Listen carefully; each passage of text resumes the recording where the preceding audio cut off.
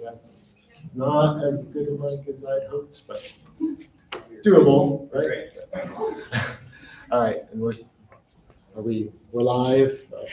Sorry, we were waiting for. Probably don't even need a mic. We were waiting for everyone to arrive. So this is such an exciting time and a sad time. These students, Taylor, Abby, Andrew, not getting eye contact, Andrew, Liang, right? 3 years they've been here, right? And these are the people that came right after the hurricanes, right? Right at the end of the pandemic. And so they were also coming to a community that was broken in many, many ways. And I think, maybe you haven't noticed being in the grad school, but the community has come back, right? You guys have noticed this, and it's been resilient. And of course, Andrew, you live here. And so I think that did make your time a little bit trickier. And there's lots of change in faculty and things like that. So I just always want to, it's hard getting through an MFA program, all right? It's really, really hard on so many different levels. And each year, I mean, it's like writing, like you like, I don't want to break your hearts at all, but you never get it. Like I came out of this program thinking I knew how to write a story. And then I wrote bad stories for about 5 years. And I finally, I was like, you know what? Every story is new. Every novel you start, it's a whole new game. Why do I always end up being so depressing? Right?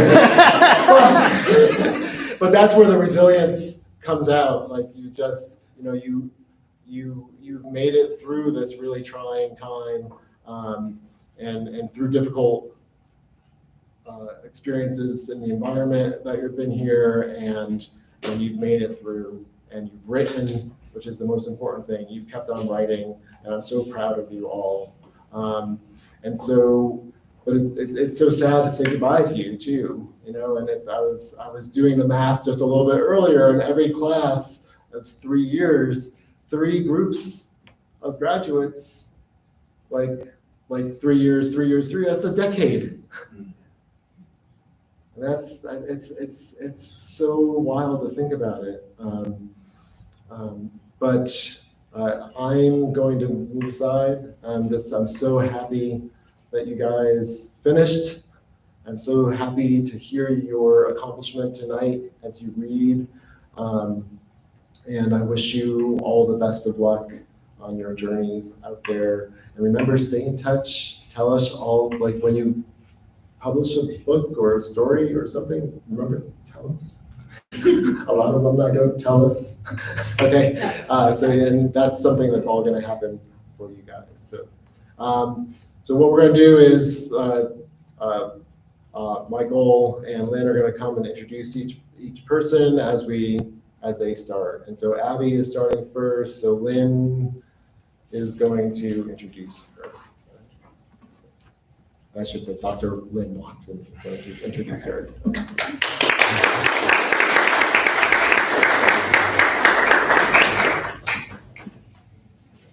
Today marks the end, I think the official end of my first year.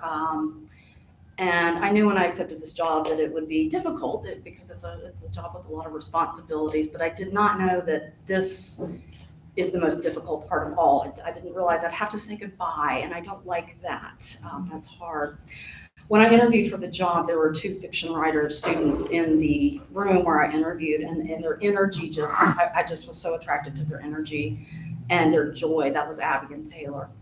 And I knew just from the joy they emanated, just that this was the place I wanted to be. And When I came and met them on the first day, I felt that even more. But I was very, very nervous, of course, at that orientation until we separated and talked. Michael and I separated and talked to the students who were working on each magazine. And at that time, it was just Abby on Boudin.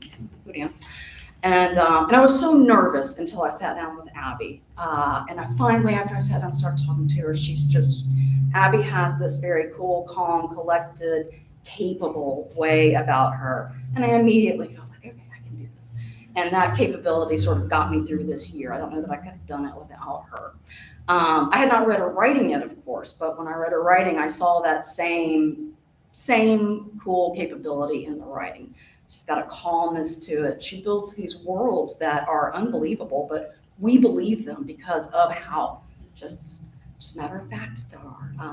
So I'm just delighted to be here tonight and to introduce Abigail Skinner. Come on up.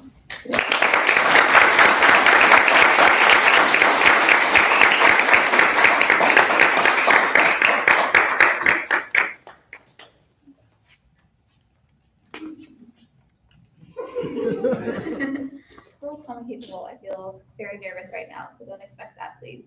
But thank you. This is the Light Keeper. The crimson sun sank from blood-cast clouds into sulking midnight depths. Red sky at night, sailor's delight. We were not a sailor, but we still took comfort in the view. Gulls shrieked and the tide shushed as they washed against the rocky coast. A wave crashed against the base of the boulder where we stood, water rushing up and droplets pelting against our face. A wave crashed against the base of the boulder where we stood, water rushing up. A wave crashed against the boulder. The program was glitching again. We found this data file buried in the forgotten folder of the home archives a few centuries ago and cleaned it up the best we could, but the bytes were still corrupted, aged. The file skipped and repeated, and some of the information was missing altogether. Regardless, it was still our favorite dream. A soft ping sounded off on schedule, alerting us that our rest cycle was complete. We woke amongst the stars. If we could, we would have woken slowly. We'd have yawned and stretched and maybe snuggled back under the blankets to hold on to our dream. But our bodies were the lighthouses, a series of 41 small navigational satellites set along the path from Earth to planet XBC 2.546.372, and the mechanics were not conducive to sleeping in.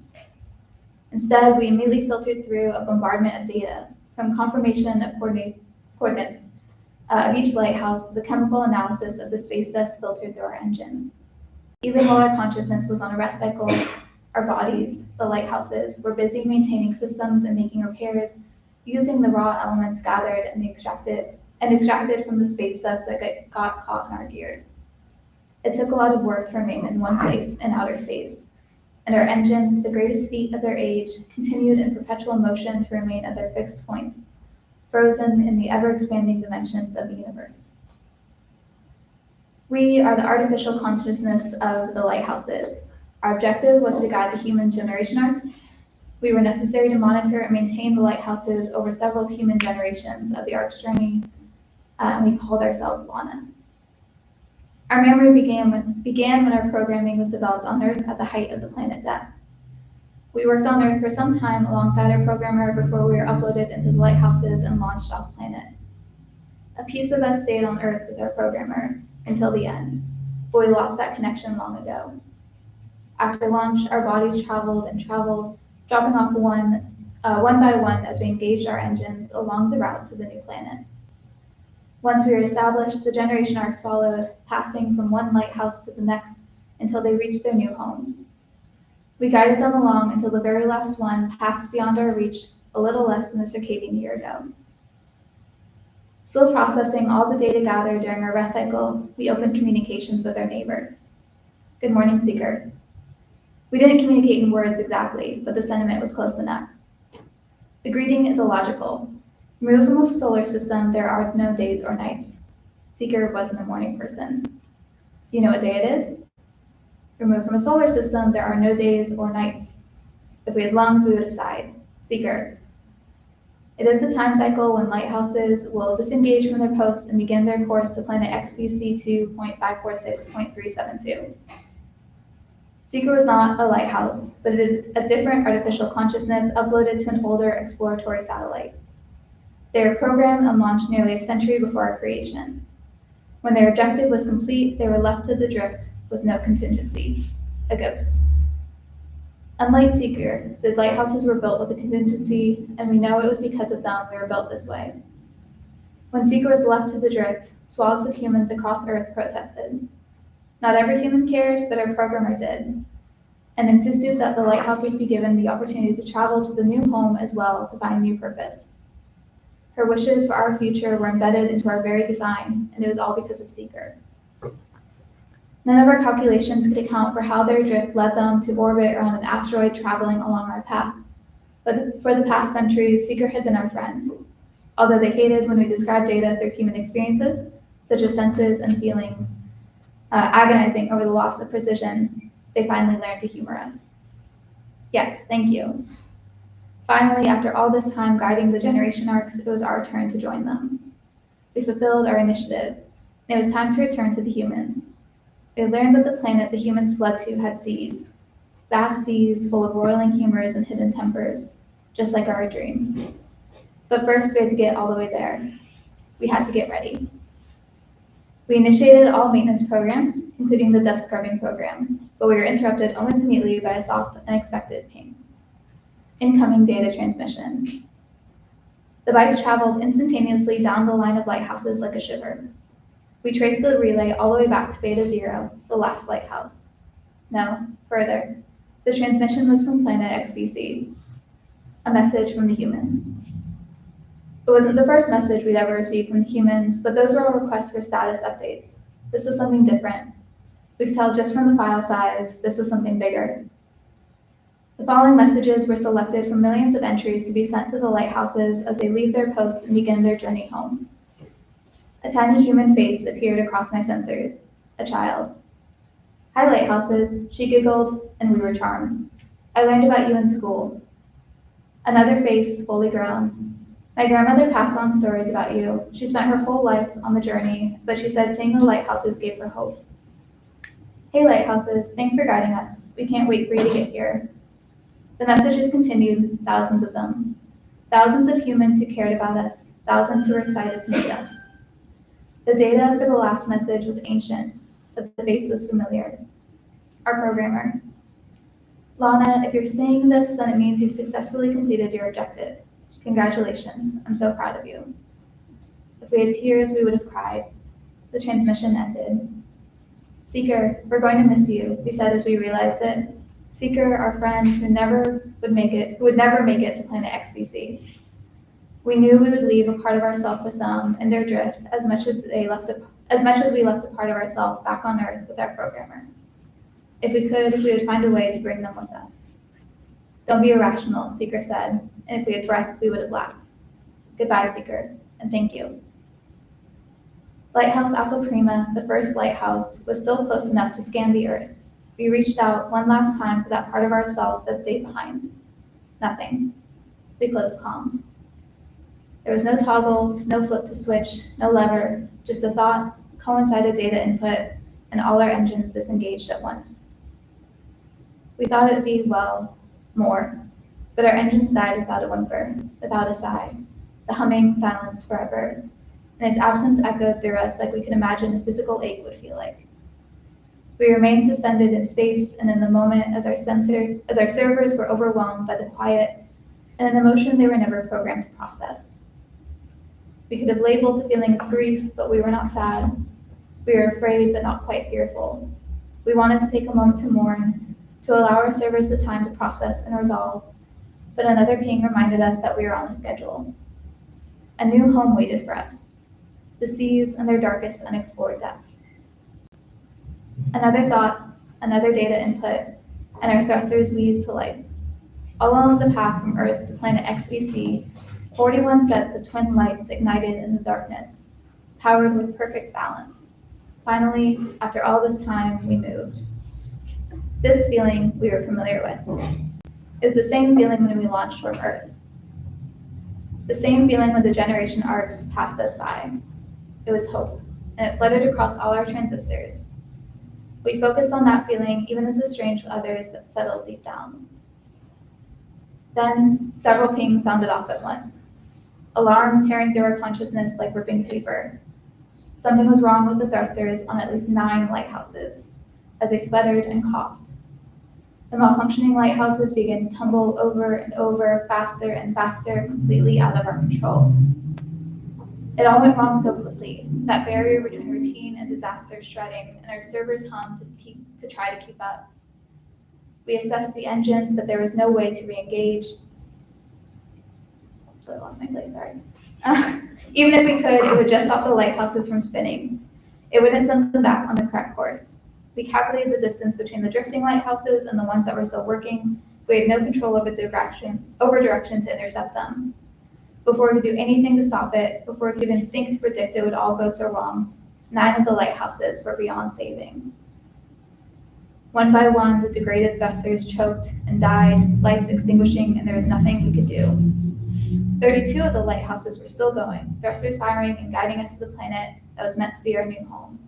But those precious 9, housing 9 parts of our consciousness, spun and danced off course in all different directions toward all corners of the universe, trailing smoke. We remember the part of us left behind on Earth, the part that went silent. We'd never get that part of ourselves back, and we couldn't, and we wouldn't lose another. That same loss, 9-fold, was more than we could bear. Resolute, we cut the thrusters on all the remaining lighthouses, sending all of our bodies into the drift. If 9 of the lighthouses couldn't make it, then none of them would. Our first thought went to the sea. We'd never make it to the sea. We felt so heavy, it was a wonder that it didn't stop all the lighthouses from continuing to spiral out to the void. Sensors indicate that Alpha Sec's thrusters are not engaged, Seeker said. Alpha Sec was the lighthouse currently closest to Seeker's asteroid. It was one of the 32, so Seeker only noticed anything was wrong because we disengaged all thrusters. The thrusters failed. The contingency is a failure. We'd only experienced this feeling once before, when we lost contact with that part of ourselves on Earth. It sat heavy against our modules and sensors like lead sinking through water. We're afraid. There was a long pause as Seeker processed. Their server is just a bit slower than ours. I've been working on a hypothesis, they said. Considering that the dust I collect can be broken down to the same base elements as the satellite for repairs, and as long as transfers is possible, it's likely that you could leave your body, we finished for them. We could leave the lighthouses. We use the elements extracted from the space dust to make repairs all the time. If we could jettison the dust at the right angle and at the right time, then we could possibly travel to the new planet that way, buoyed on a raft of stardust. We thought of the sea, and we liked the idea. The biggest concern was the transference. The base elements might be the same, but could our consciousness really be supported across such an abstract conduit? There were so many unknown variables. Possibility of success is low. That's why I haven't attempted it before, Seeker said. We wondered if Seeker would have tried it after we were gone, and they were left alone. So many things could go wrong that even the simplest of calculations proved failure was overwhelmingly more likely than success. That wasn't to mention we had no plan for how to reorganize once we reached the planet. But it was something. It was a chance at hope. We will make the attempt. And you? I will attempt as well, Seeker said. Together. That unknown feeling reignited and roared through us in a rush. And we thought of a name for it. Change. Everything was about to change. The lighthouses were just our vessels, something we were put into, but we were more. We were Lana, the lightkeeper. It wasn't difficult once the decision was made. We gathered all the dust that we collected in each of the lighthouses and released it. Then our sensors ran cold, our transistors quiet and still. Across the universe, 42 satellites drifted, empty husks spiraling further away through the inky darkness of eternity. But we were not there. Thank you. I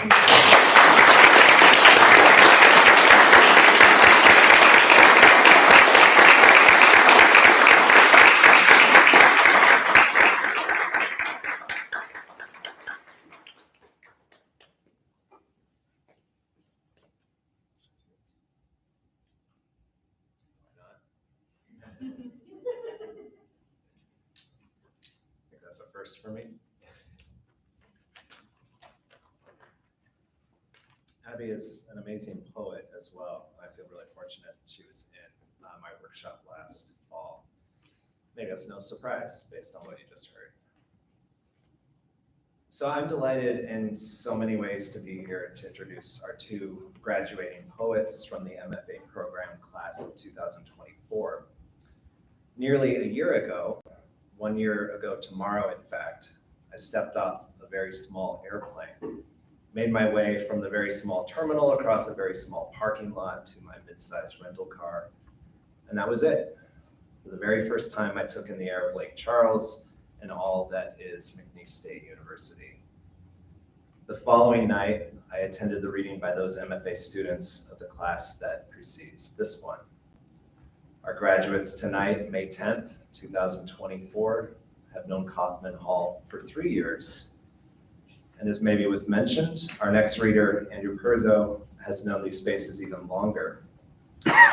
When I first met Andy, he was wearing sunglasses and a baseball hat.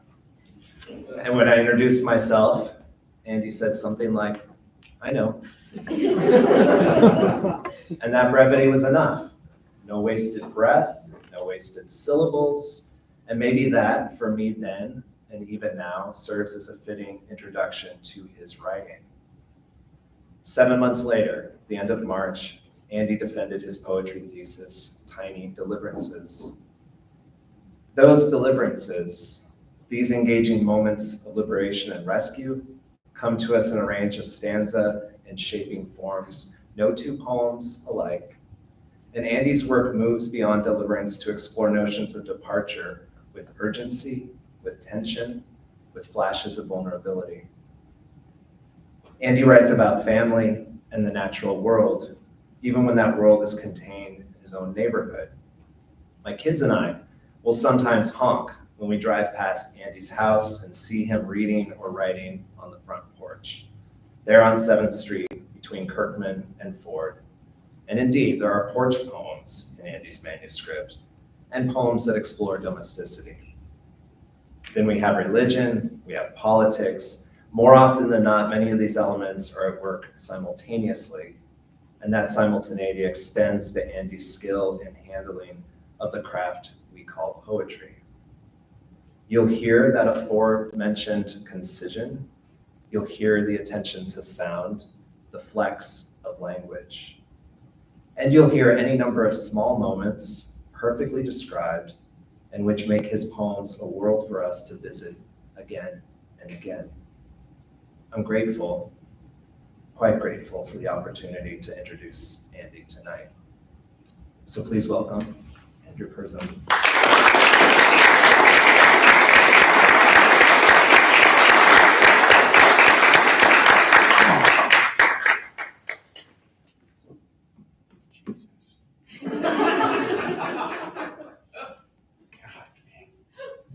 How the hell am I going to live up to that? Jesus Christ. I'm going to try. Okay. The first poem. When I was a kid, I grew up in an ancient house. It was built like in the early 20s. And the sashes and the windows had deteriorated and there were gaps in them. And wasps would get into my room all the time. And I would lie there in the corner trying to avoid these things for 16 years, right? And I would watch these things and I became a student of these things. And I would watch other bugs too. And to this day, if a wasp gets in our house, everybody loses their shit. I'm the one who has to come to the rescue, either with a vacuum or a broom or something to get this thing out. But I don't know, I feel a kind of a kinship like Ahab and Baal, these things. I hate them, but there's a nobility in their weird lankiness, you know. So that's what this first poem is about. It's called The Wasp in the Back Room. A wasp drowned in this room. I found it, legs arranged in undertaking, like fingertips peaked in prayer. Its death must have been torment. Naked windows bouncing taunts off yellow walls, 4 fan blades to avoid, all exits shut, forestalling vengeance, foretelling doom, bobbing on the ceiling tiles, a swimmer under ice, the wasp's rage must have writhed.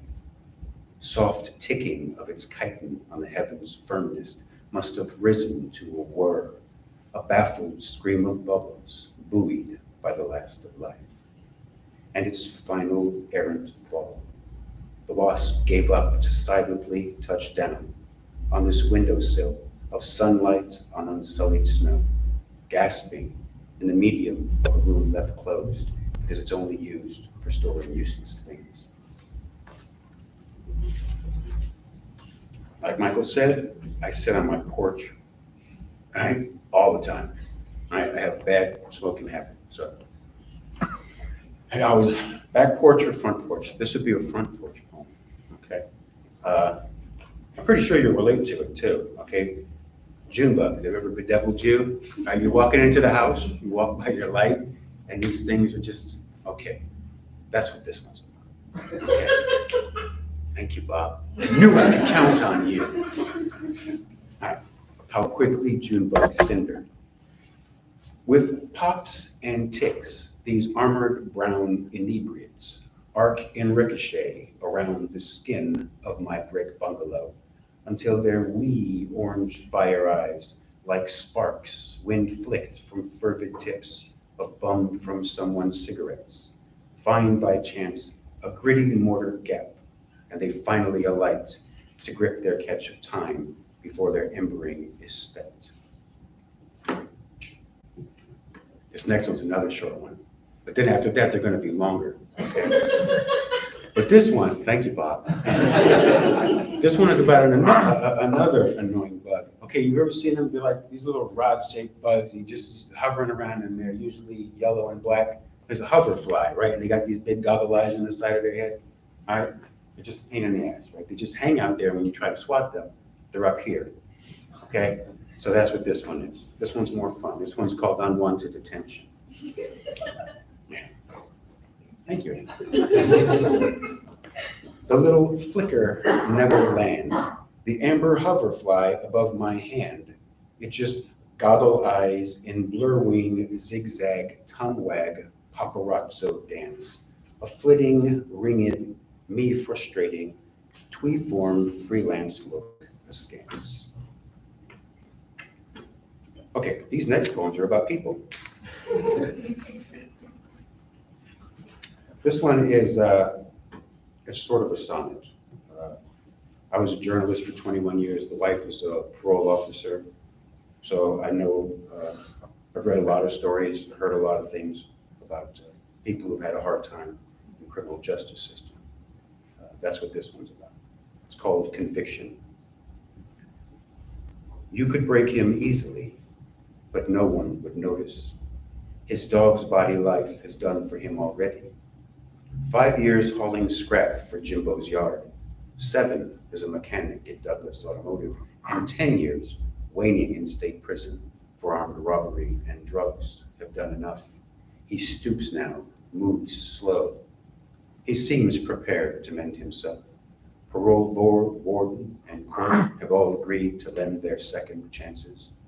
To him, life turns in gears of different teeth now. Dirty, chipped, and choked by lack of grease. He's gripped enough, he feels, to leave the fast times, cool the engine, gunned and ground by patience put to pain. He's ready to accept he lost, and in so doing, as the counselors say, might have won. In the sun, he stares, he squints, he blinks.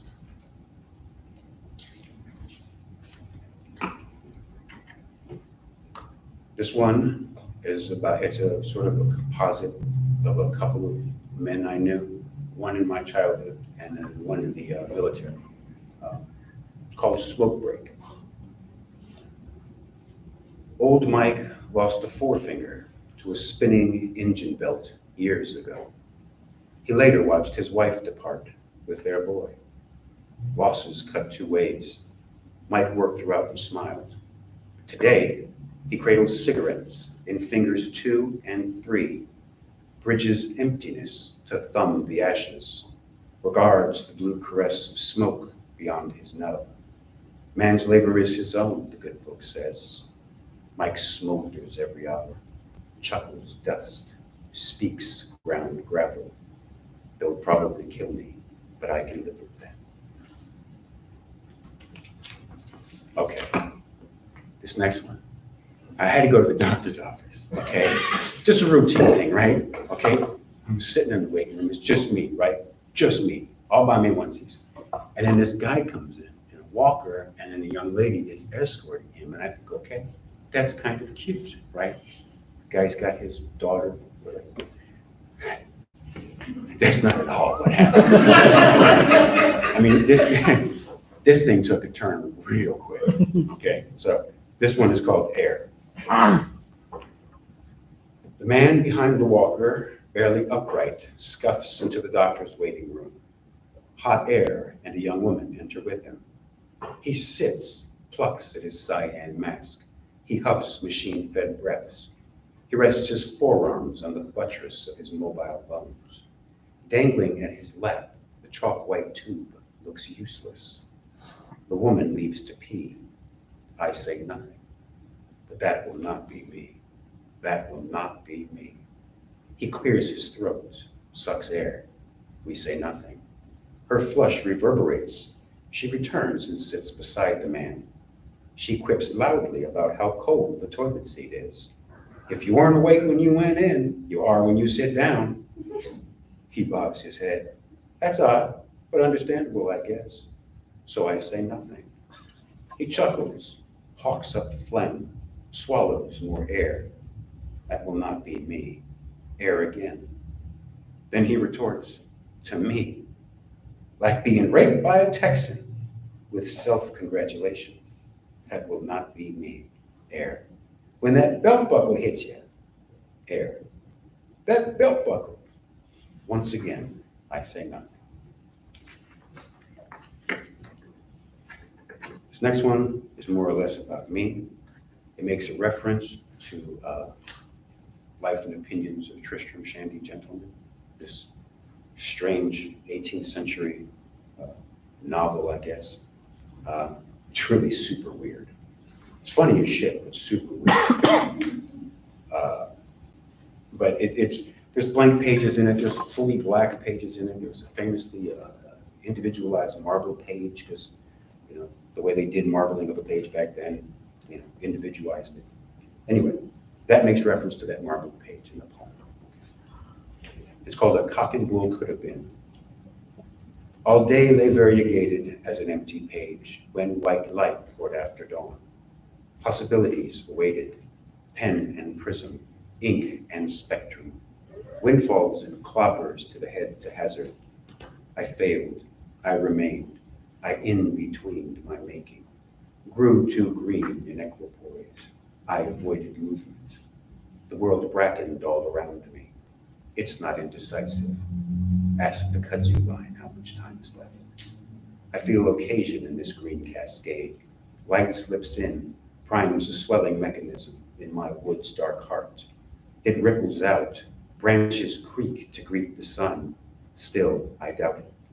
Sundown clouds display the motley emblem of my work, a florid nothingness. My calamity is this. I know nothing grows more muscular than I will make myself, but it can wait until tomorrow. Another me poem. This one, my family, my old man had to declare bankruptcy. We eventually lost our house. In between that, the bankruptcy, losing of the house, we all chipped in and tried to make ends meet. And one of the things we did was, it was mid-'80s, the heyday of aluminum recycling. So me and my old man and my grandfather would go to different parks in Gary, where I grew up. We would dig through the trash cans and dumpsters for aluminum cans. So that's what this one is about. I was reminded of it once when I was walking to work at the library, and I had to walk past that damn dumpster over there by the science building. It's called Chicken Shit and Eggs. The wet metal smell of emptiness sheens the asphalt lot that keeps the massive garbage bin from sinking in the earth. I circumnavigate the leachates left by heaving trucks trundling away. I prefer my soul to stay free of this rancid tank shit. It clings to everything. I've been to garbage dumps, seen wheeling flocks of gulls and crows laugh and brawl over high putrescent hills. I've dug through garbage cans with my old man and his for aluminum to recycle for some cash, out of necessity, not leisure. At that age, I had fun. I'm too old now. This is true. A week ago, between sets of lifting iron weights barehanded, I set 6 eggs to boil, protein for the morning. After handling the dumbbells and the eggs, my fingers reeked of rust and rotting things, like fear, like history, like shame. I'd almost forgotten chicken shit and eggs take the same route here.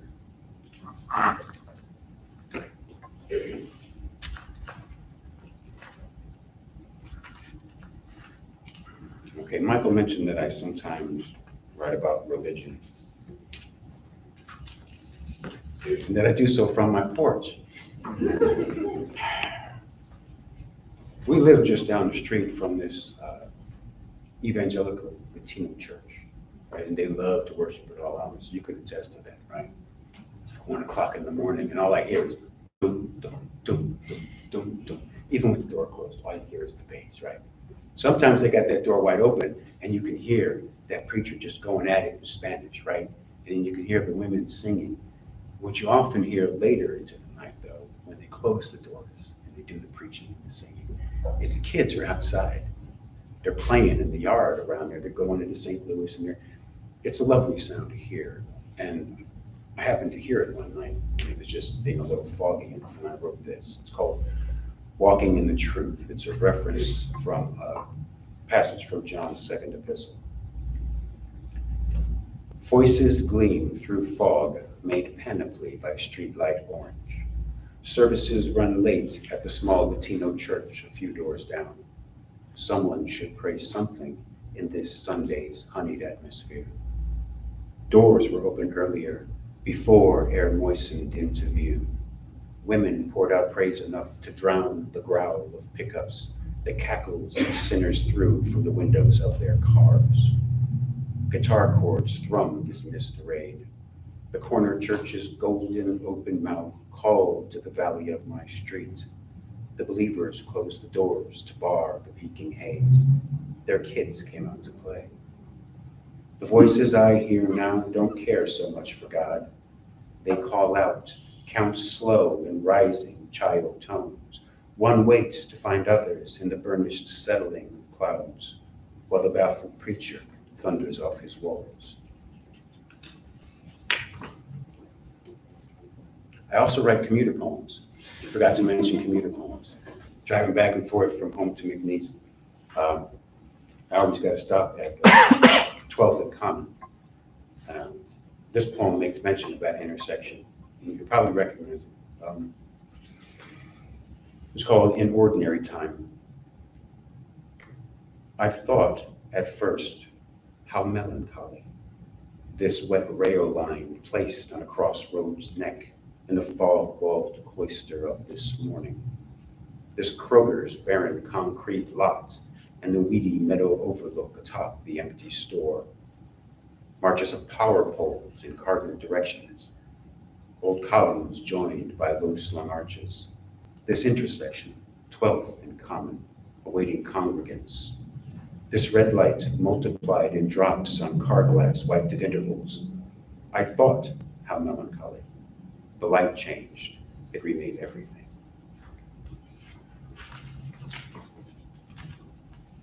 All right, I'll just do 2 more, okay? This one is, well, both of these next ones are about the wife. Well, me and the wife. This one is called Circumstance and Navigation.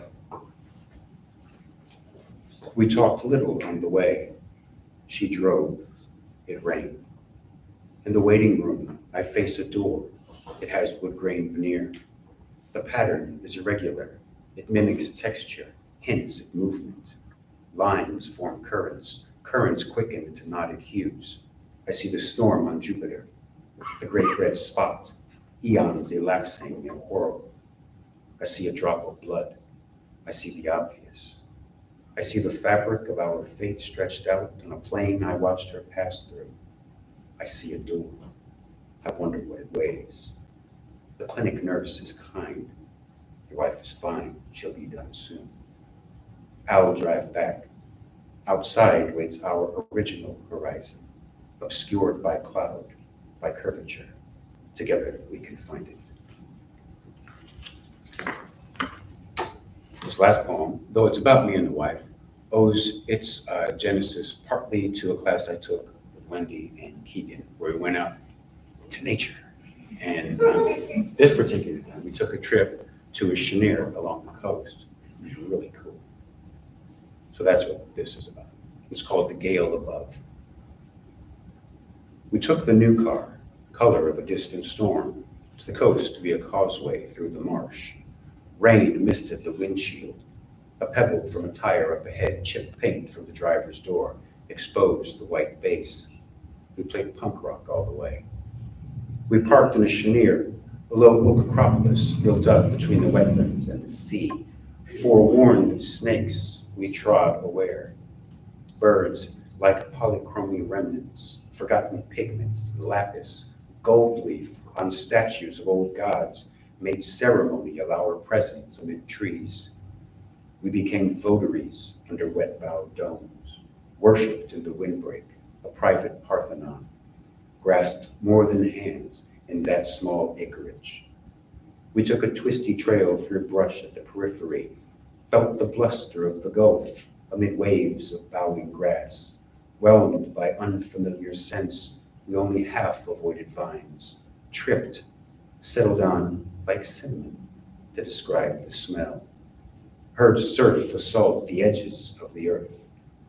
We walked the beach, peered into the offshore squall erasure of the world, watched half a dozen pelicans suspended in the gale above. They rolled and yawed east to join their augury.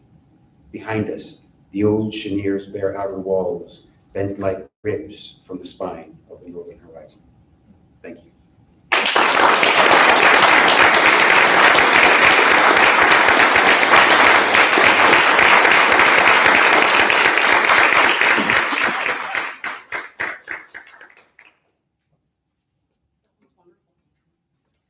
I think this was our second workshop of last fall, before I knew the students, before I knew their writing. I had all the fiction students write drabbles, which are 100-word stories, and send them to me before class, and then I projected them. We read them without names, and talked about them, and the students had fun guessing who wrote which drabble. And everybody immediately knew Taylor's drabble because it was full of this just lush, breathtaking imagery. And I didn't know because I didn't know her writing, but that has proven to be her just this incredible style, this voice I've never really heard before, a voice I would follow anywhere. And Taylor just writes with such absolute lushness is the best word I can use for it. I'd like to share a compliment, I think a great compliment that was given to Taylor during her thesis defense. Dr. Keegan Lejeune said that Taylor's writing is magical realism at its best. And I think that is an incredibly worthy compliment, and it's just fantastic. Again, I would follow this voice anywhere. You all will love whatever she's about to read. Before I do introduce her, I'm going to close this introduction with a quote from a really terrible TV show that I know Taylor and I both watch. Taylor, for the next 15 to 20 minutes, you are the #1 gal in the group. Come on.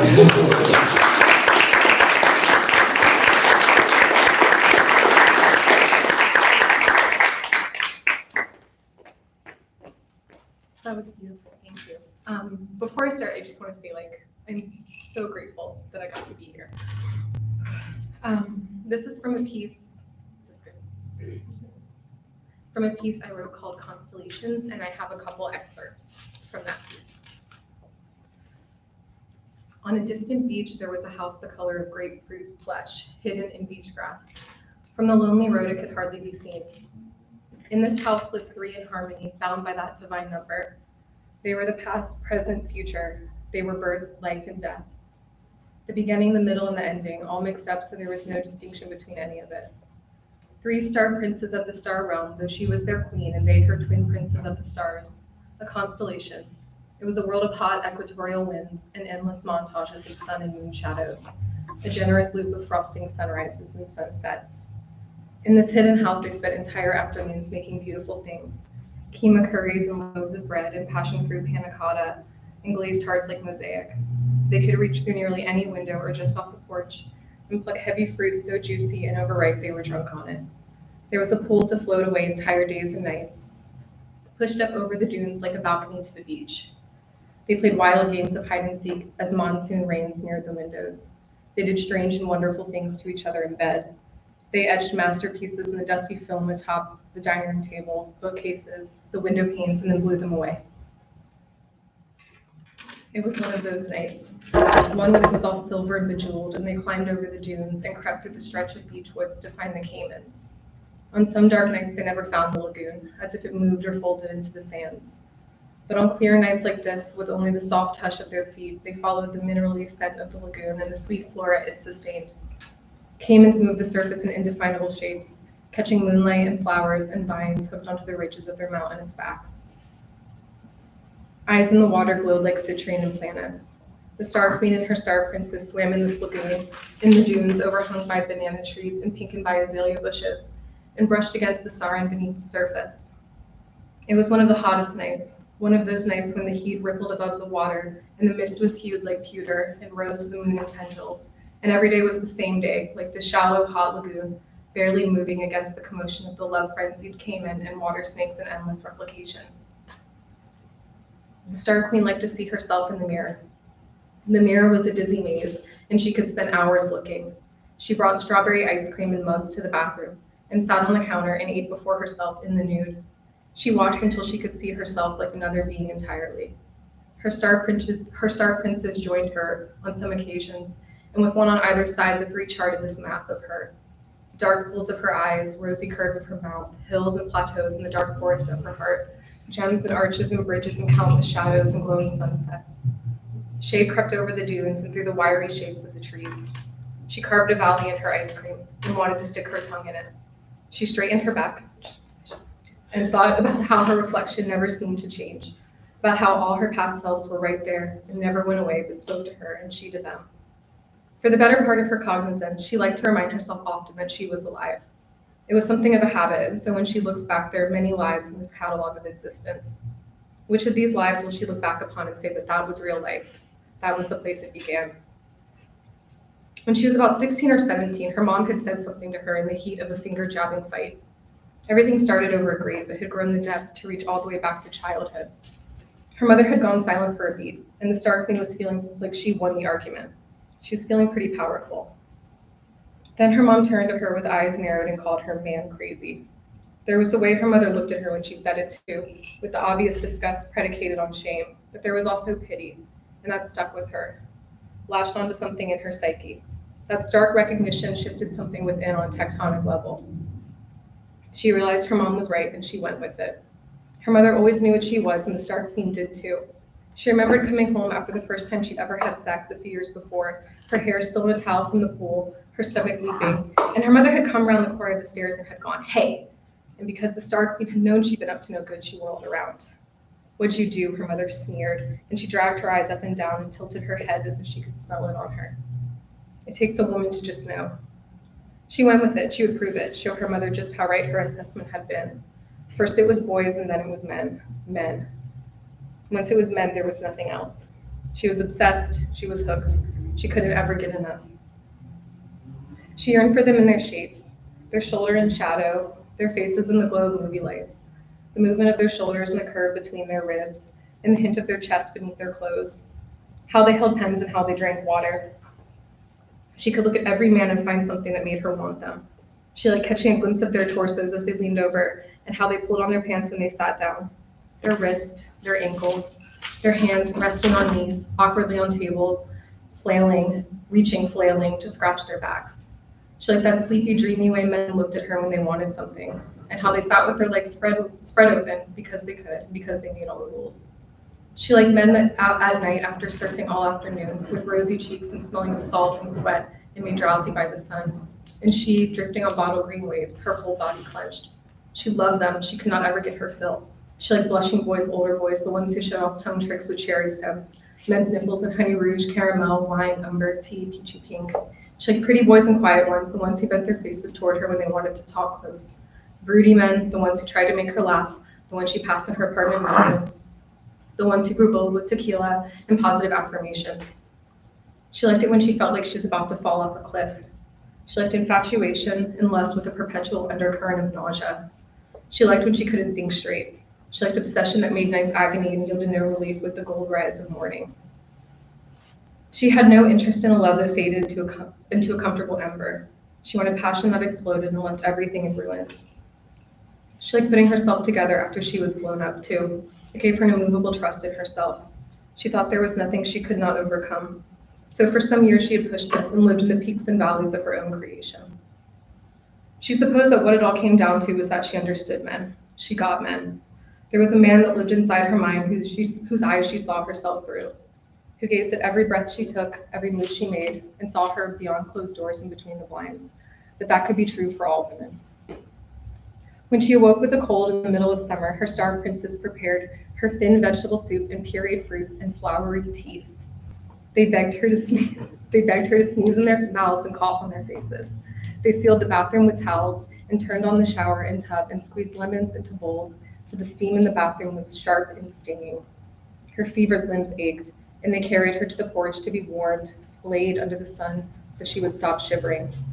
They placed flowers all around and drizzled pool water on her peaked cheeks and lit candles, swelling in beach breeze. From this low vantage point, it was like she had stumbled into a world of trees. Trees of all sorts towered over her. Endless curves and crossings of branches etched shapes into the sky. She pushed herself up onto her elbows. She could hear the hungry lunge of the sea not far off, and she looked at the vines drooped and winding around and knotted thorny plants together like pupils in the eyes of the trees. She saw slithering shapes, heard sliding sounds. There was a snake in the tree. She was certain of this. It was a Burmese python and striped and perhaps 20 feet long, maybe 30. Such things were not unheard of. Some great-grandchild or great-great-grandchild of someone's pet escaped or grown too large and bored for its lackluster, tanked existence, and let go in mercy. She wiped sweat from her eyes and strained to see. The python was created to vanish, be invisible, become indistinguishable from the flora.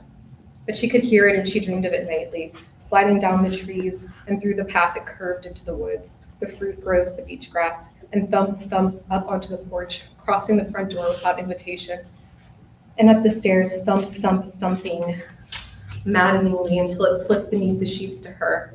She dreamed of this and woke up knowing snakes followed her from her unconscious, searching through the mess of star princes for mambas sunning themselves in moon glow, cobras coiled in flowers of sheets, and still feeling the weight of the python's dull caress.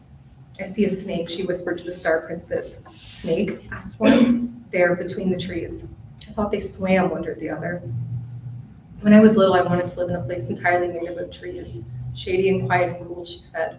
Yes, said a star prince. Of course, agreed the other. She stared at them both. With the sun overhead, they vanished into the gleam. But she felt them there soon enough. Leaves murmured and shadows stretched over, out toward evening, became evening. It was a world of trees. In twilight, they came alive. Everything swelled and moved, expelling the scent of the colossal jasmine bush on the shady side of the house. All over, eyes of nocturnal things stirred and sparkled. Somewhere beyond this house, past the trees and over the dunes and across the lagoon and up into the cloudless night sky was a world without objects or thought, only endless space. She could see its corridor blending up from the sea and merging with the sky, and there even water who never stills comes to her rest. A place where she could just latch onto beauty and ride it out until it simmered and streaked and faded. Yet in memory, beauty grows infinite when layered and reflected only with itself and its memory. She caught glimpses of this place, but only glimpses, beams of light caught in a glass. Just beyond, the python wound itself up a palm and ascended to the moon, and the planets, now out in full in the embrace of night. Candlelight glimmered off the snake stripes, got caught in its eyes, winking at her. She touched her face and felt tears.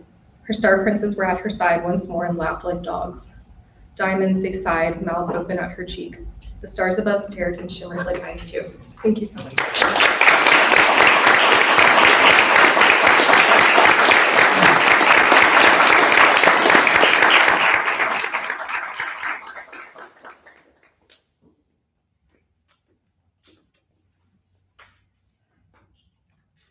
I really love the brevity of poems, but there's something that just can't be done when you have that opportunity to put it into prose. Thank you so much for that.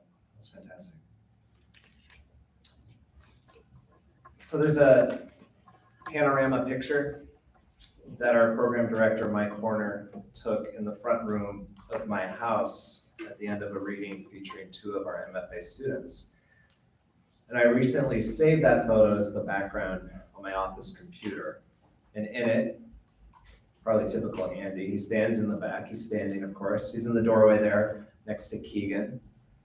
There's Kevin and Emily and Rita sitting in a row along the back wall. There's other faculty and an array of students occupying benches, not beaches. That would be fantastic, though. So students occupying benches and chairs and the orange couch near the front windows. And while you might miss it with a casual initial glance, a further inspection reveals one face a slight distance away, therefore smaller than the rest, just barely peeking around the doorway leading to the dining room. I cannot tell if he's smiling, but I'd like to think, and actually believe, that Mayank Manchanda is smiling. The poems that Mayank has written over the past 3 years include portraits and engagements with place. They are as often scientific as they are political. His poetry is as likely to invoke canonical figures like Samuel Beckett and Galway Kinnell as it is to invoke modern rap. His poetry toolbox includes anaphora, alliteration, catalogs or lists, and his diction embraces, unapologetically, his culture. And Mayank's writing can be quite intimate in its exploration of home, estrangement, and love.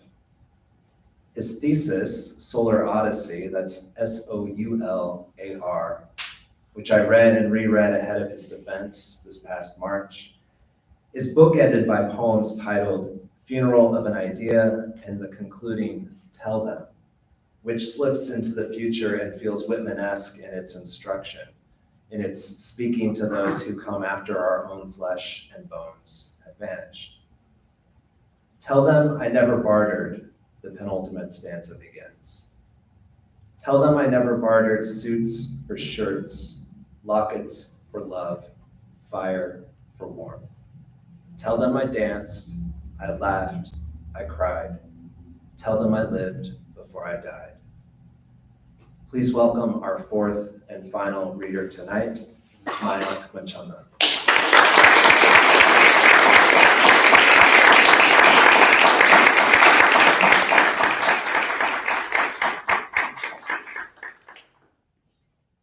I'm not very good at taking compliments, so thank you for that. Half of those things were not true, but it's what it is. Thank you for the title. You had a contribution to the title as well, and I like that, so thank you for that. Again, my name is Mayank, but you already know that I start off like that just to establish a pattern. So I'm going to move on to the poem swiftly. The first poem I'll read is called My Mother's Kajo. This is for my mother, who has woken up early to watch this, I think. She's probably watching this while having her tea. So anyways, this is for her. My mother's Kajo. She brings the lipstick close to her lips. Her lipstick becomes more wrinkles adjacent to the lips than lips. Her hands tremble as she picks up the kajal. The back of its plastic case has no specific instructions for women with trembling hands. The guidelines have no asterisks, suggesting dotting mothers whose visible nail and hair fat has suctioned their husbands away into young, petite, hard-bodied hands to hold onto the kajal more tightly. The instructions are nothing more than mere mathematical axioms. old worn-out corollaries for the diamond-skinned, glass-eyed, extra supermodel goddesses with unflawed DNA for ages. It has no FIIs to caution that these kajals have a very small half-life, that a simple, well-directed splash of water will wash away the momentary charm that the popcorn-chewing husband has prioritized over the thrill of Indian Idol, over the thrill of you really wholeheartedly, genuinely, realistically believe you can dance, over the thrill of Shahi Paneer, over the thrill of Q-Bob 500. The instructions provide no premonitions of the recurrence of the knife-scrawled blisters that the cactus-mouthed mother-in-law will happily gift her after the cessation of the blackness of the eyes. The guidelines show no other trembling hands, no other distress signal breasts, reaching out to get them away from mirrors, away from lipsticks, away from kajals, away from their husbands, and be individual estuaries, lakes, rivers, oceans, cyclones, thunderstorms, volcanoes, apocalypses. My mother, still with her trembling hands, like an amateur magician who has not perfected her tricks, misdirects her bangles, lockets, and lipstick, and asks me, "Son, how do I look?" And I, with a smile, tell her, "She looks the most beautiful woman I've ever seen." So I was just sitting there and thinking something. One of my favorite shows, talk shows, is this Late Late Show by Craig Ferguson.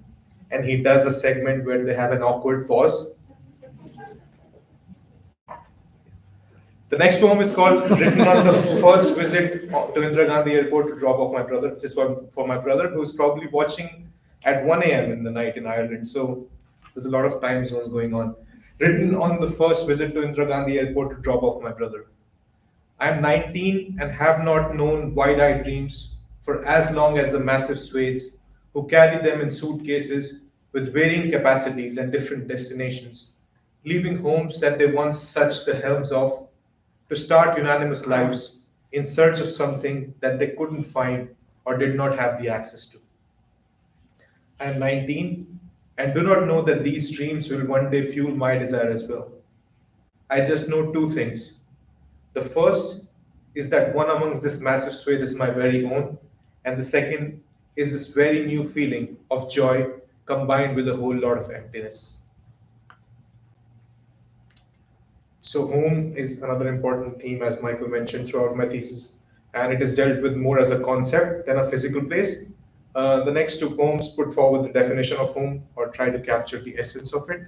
The first is called home. One Hindi word that might need some context is khichdi, which means a very common Indian stew made with lentils and rice. There's the awkward pause. Home. Home. Does it look like a mix of muddied footsteps of an excited adolescent who has achieved an improbable victory in the Maidans, dashing to tell her parents all about the tale, or the trails of turmeric left behind on that kitchen counter when the mother made the first ever khichdi for her newborn, her immense smile adding a layer of sweetness to the dish? Maybe it resembles the first peck on the cheek the mother gave her daughter just before her bus bustled away into the busy streets, carrying a shimmer of her happy tears. Or maybe it mirrors the anecdotes that the father floored everyone with during the mourning of his father about how dad precisely fell 6 times each time he got drunk, but still somehow lived a long and fulfilling life. I don't know exactly what home looks like, but maybe, just maybe, it resides more in people than places. Next poem is on a similar theme and is called FaceTiming Home at 8:15 a.m. every day. A word that might need context is Khan, which means unrefined sugar in Hindi. FaceTiming home at 8:15 a.m. every day is like putting the right amount of tea leaves in lukewarm water and heating it to a boil while adding a quarter teaspoon of khan, a pinch of chai masala, a solid stick of cinnamon, 4 small sun-dried clove buds, 3 minutely ground green cardamom pods, a ginger stem crushed into small pieces, the identical amount of cow's milk as the water, and watch it simmer like your mother's laughter, bubbling at her joke about your father who's looking for something that was not broken to begin with and fix it in the background. He's probably doing that right now. The next poem is called Boxes. is kind of on similar themes. It has an epigraph that I'll read first before moving on to the poem. Boxes. Even the walls of the apartments are made up of wood. Me to my brother on my first apartment in the United States. Boxes, wooden boxes, wooden windows in wooden boxes, wooden doors near wooden windows in wooden boxes, wooden walls surrounding wooden doors near wooden windows in wooden boxes, wooden dreams in wooden walls surrounding wooden doors near wooden windows in wooden boxes, wooden minds containing wooden dreams in wooden walls surrounding wooden doors near wooden windows in wooden boxes, wooden sighs of wooden minds containing wooden dreams in wooden walls surrounding wooden doors near wooden windows in wooden boxes, wooden men breathing wooden sighs of wooden minds containing wooden dreams in wooden walls surrounding wooden doors near wooden windows in wooden boxes, wooden deaths of wooden men breathing wooden sighs of wooden minds containing wooden dreams in wooden walls surrounding wooden doors near wooden windows in wooden boxes. I don't know how many times wooden occurred in the poem. Might count them. The next poem I called airplane poems. Airports and airplanes are some of my favorite places because of a lot of different reasons, and flying is one of my favorite activities. So it's an ode to that place. Airplane poem number 1. The overhead announcement says something about protecting yourself at all times, while one of her lavender curls falls on my shoulder. She smiles, and moments later tells me, as one of her naked knees brushes mine, that she is from Singapore.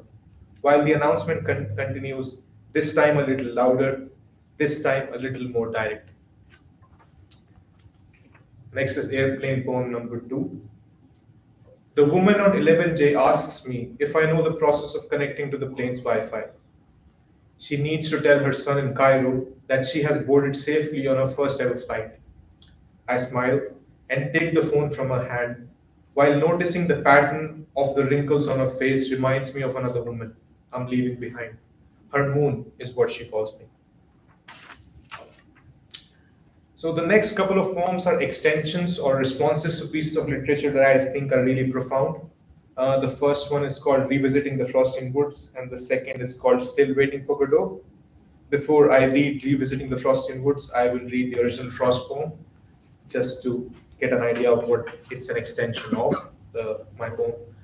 Stopping by the Woods on a Snowy Evening by Robert Frost. Whose woods these are, I think I know. His house is in the village, though. He will not see me stopping here to watch his woods fill up with snow. My little horse must think it queer to stop without a farmhouse near, between the woods and frozen lake, the darkest evening of the year. He gives his harness bells a shake to ask if there is a mistake. The only other sounds the sweep of easy wind and downy flake. The woods are lovely, dark and deep, but I have promises to keep, and miles to go before I sleep, and miles to go before I sleep. So my poem is an extension of this. The title is Revisiting the Frostian Woods. The woods don't belong to anyone now. Its owner, dead for decades, due to a distinct, dilapidating disease of the heart that went undeciphered. They still are as lovely, dark, and deep, like upheld by an appended magic that creatures of comfort aren't privy to. The easy winds still flow freely, like the breath of a relentless being too giant to fathom. The winds beckon the bewildered into the bewitching woods to make them think of promises they need to keep and the miles before they can go to sleep. The next poem is a response to one of my favorite plays called Waiting for Godot, and it's called Still Waiting for Godot. Obvious tagline. I've got to go and meet the two tramps, Vladimir and Estragon, who sit in the cold nights and bicker over absurdities with the helpless Lucky and the merciless Pozo, near that ever-present tree and road that goes nowhere, next to those mounds in Argentina, those streets in Agra, those flats in Pasadena, those Alps in Austria, and ask them, what does Godot look like Where does he reside? Which food does he like? What color are his eyes? Does he even have eyes? What size are his feet? How tall is he? Does he have a sense of humor? What language does he speak? Does he fly or walk? Does he believe in beliefs? Is he merciful or strict? Will he save them? Have they met him? Is he worth waiting for? The next poem is called Machines, and it arose from one of the best compliments. I think I mentioned that in the Common House reading as well. One of the best compliments I got, which was my writing looked like it was machine generated. I like that compliment a lot. I have a dream to like become one with machines. It's called Machines. Every day, this existence turns more metallic. This heart, a motor that pumps out oil instead of the red liquid that makes humans susceptible to things like feelings. These hands, two giant load junctions with nerves as oversized wires that have no endings, no beginnings, alternate or direct no current. These legs, giant flywheels that have been programmed to run straight and not look back by an overlord that is shy of revealing its existence.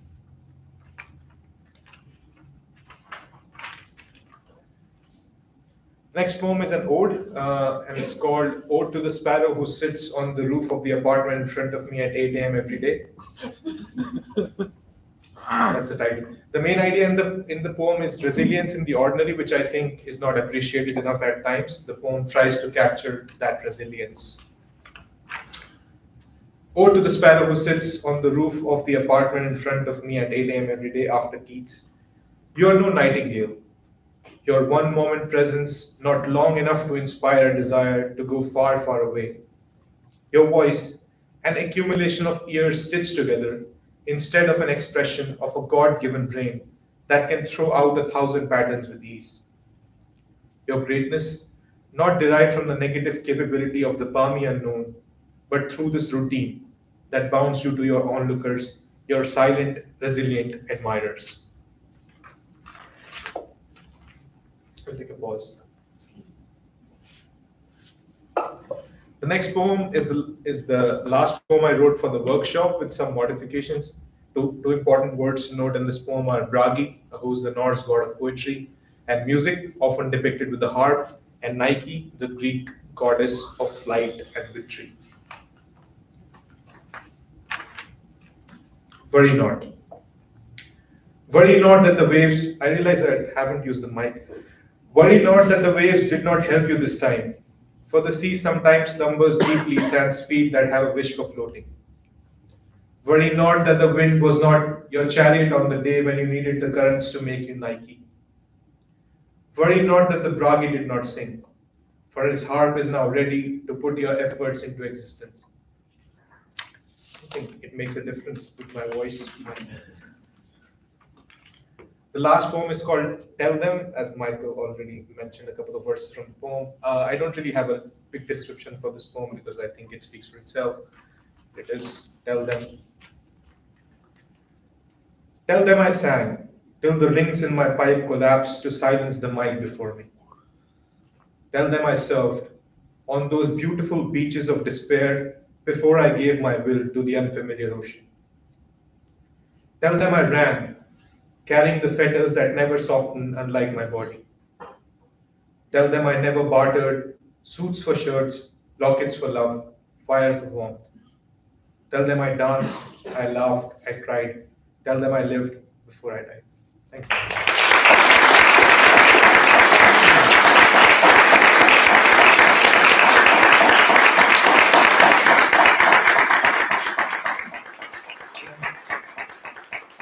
Thank you guys. It's just so wonderful, and I'm not sure if machines do awkward pauses, but that might be the secret to AI. So that might be your next job. That's the secret. Okay. Where I'd love to dive into the awkward pause.